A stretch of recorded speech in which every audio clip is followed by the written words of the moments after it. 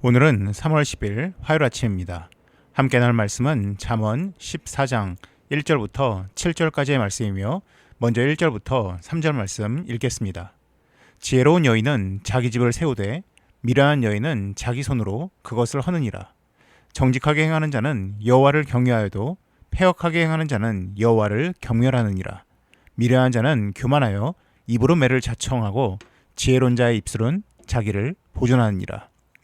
지혜로운 여인이 자기 집을 세웁니다. 무에서 유를 만들어내는 것입니다. 반면에 미련한 여인은 자기 손으로 집을 허물고 있습니다. 이미 가지고 있는 것을 자기 손으로 없앤다는 의미입니다. 이솝 우화에 욕심 많은 개의 이야기가 있습니다. 욕심 많은 개 한 마리가 있었습니다. 항상 먹을 것이 있으면 멀리 가서 혼자 먹곤 했습니다. 어느 날 잔치집에 가서 실컷 얻어먹고 고기 한 덩어리를 입에 문 채 길을 걷고 있었습니다. 강을 건너기 위해서 다리를 걷는 도중 다리 아래를 봤는데 한 개가 먹음직한 고기를 물고서 자기를 노려보는 것이었습니다. 순간 그 개가 물고 있는 고기가 탐이 났습니다. 그래서 겁을 주어 쫓아내고 그 고기도 가로채기 위해서 크게 몇 번 짖었습니다. 그런데 더 이상 물속에 비친 개가 고기를 물고 있지 않았습니다. 더 큰 문제는 자신의 입이 허전하다는 것을 느낀 것입니다. 주변에 둘러보니 자신이 물고 있던 고기가 강물에 떠내려가는 모습을 발견하게 되었습니다. 욕심으로 인해서 자기가 이미 가지고 있던 것을 잃어버리는 모습입니다. 이것이 흡사 자기 손으로 자기가 가지고 있는 것을 허무는 것과 동일한 모습인 것 같습니다. 이처럼 욕심 외에도 다른 많은 것들이 우리에게 그러한 해를 끼칠 수가 있습니다. 또한 3절에서는 미련하고 교만한 자의 말은 매를 자청한다라고 말하고 있습니다. 이처럼 지혜가 없으면 가지고 있는 것도 잃어버리고 맞지 않아도 될 매를 벌 수가 있습니다. 반대로 지혜가 있으면 무에서 유를 창조하며 자신을 보호할 수 있다라고 언급하고 있습니다. 4절에서 7절입니다. 소가 없으면 구유는 깨끗하려니와 소의 힘으로 얻는 것이 많으니라. 신실한 증인은 거짓말을 아니하여도 거짓 증인은 거짓말을 뱉느니라. 거만한 자는 지혜를 구하여도 얻지 못하거니와 명철한 자는 지식 얻기가 쉬우니라. 너는 미련한 자의 앞을 떠나라. 그 입술에 지식 있음을 보지 못함이니라. 소가 없으면 구유에 여물을 담을 필요가 없으니 청소할 필요가 없습니다. 여물을 구할 필요도 없고 축사를 청소할 이유도 없습니다. 하지만 소를 키우려면 여물을 구하고 구유와 축사를 청소해야 합니다. 우리는 이러한 것을 대가지불이라고 합니다. 대가지불에 있어서 가장 중요한 것은 바로 가치 판단입니다. 소의 힘을 통해서 얻는 이득과 소를 키우기 위한 애씀 중 무엇이 더 가치가 있는가를 판단해야 하는 것입니다. 사실 눈에 보이는 걸 가지고 각각의 가치를 판단하는 것은 어렵지 않습니다.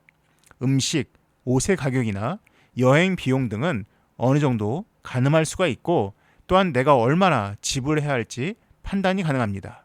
문제는 눈에 보이지 않는 것에 대한 가치를 판단하는 것입니다. 하나님을 섬기고 주의 말씀을 읽고 예배를 드리고 기도하는 것에 소홀히 하게 되거나 미루는 이유는 그것들의 가치를 내가 낮게 평가하기 때문에 시간이라는 대가 혹은 마음이라는 대가를 지불하지 못하는 것입니다. 그보다는 다른 것들을 하는 것이 지금 당장 더 가치가 있게 다가오기에 시간과 재정 그리고 마음을 그러한 것들에 지불하게 되는 것 같습니다. 사실 눈에 보이지 않는 존재인 하나님을 통해서 얻는 힘이 더 많음에도 불구하고 가치 판단을 잘못하여서 덜 중요한 것에 우선적으로 대가를 지불하는 경우입니다. 사실 이후 말씀에 나오는 지혜를 구하는 것, 지식을 얻는 것, 정직을 행하는 것들은 대부분 눈에 보이지 않는 것들입니다. 보이지 않지만 우리가 이것들을 쫓아야 하는 이유는 가치가 있다라고 여기기 때문입니다. 30살이 심리학에게 묻다라는 책 제목은 아마 한 번쯤 들어보신 적이 있을 겁니다.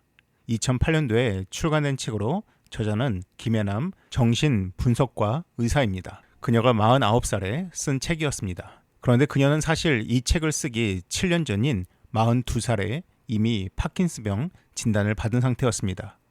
그 이후로 투병을 하면서 병을 관리하고 환자를 돌보며 작가 생활을 이어갔습니다.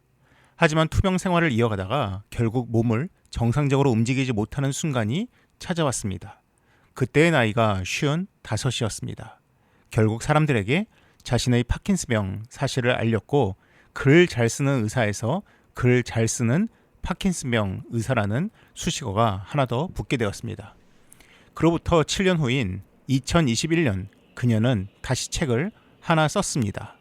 책 제목은 보이지 않는 것에 의미가 있다입니다. 이 책은 34편의 다양한 장르의 영화들을 정신분석 전문의 관점에서 소개를 하고 있는 책입니다. 책 제목처럼 사람들이 영화를 보면서 눈에 쉽게 보이는 것이 아닌 보이지 않는 인간의 내면, 심리, 관계 가운데 얽혀있는 문제들과 치유 과정들을 저자는 말하고 있습니다. 눈에 보이는 것들보다 보이지 않는 그러한 감정과 내면의 중요성을 언급하고 있습니다. 이처럼 인간다움이란 눈에 보이는 것들보다는 보이지 않는 마음과 생각, 관계들에 의해서 형성이 됩니다. 그리스도인다움은 더욱 그러합니다. 고린도서 말씀에 우리가 주목하는 것은 보이는 것이 아니요 보이지 않는 것이니 보이는 것은 잠깐이요 보이지 않는 것은 영원함이라는 말씀이 있습니다. 이 말씀처럼 보이지 않는 것, 하늘의 것에 더욱 큰 가치를 두고 하나님의 것을 쫓는 오늘 하루가 되면 좋겠습니다. 기도하겠습니다. 사랑이 많으신 하나님 아버지, 우리 하나님이 또한 이 많은 영적인 세상들이 눈에 보이지 않는다고 하여서 우리가 그것을 무가치하게 여기지 않게 하시고 하나님, 보이지 않는 것은 잠깐이요 보이지 않는 것은 영원하다는 그 말씀을 의지하여서 우리가 하늘의 소망을 두고 살아갈 수 있도록 우리를 도와 주시옵소서. 이 모든 말씀 예수님의 이름으로 기도드립니다. 아멘. 이어서 화면에 보이는 기도의 제목으로 함께 기도하시기 바랍니다.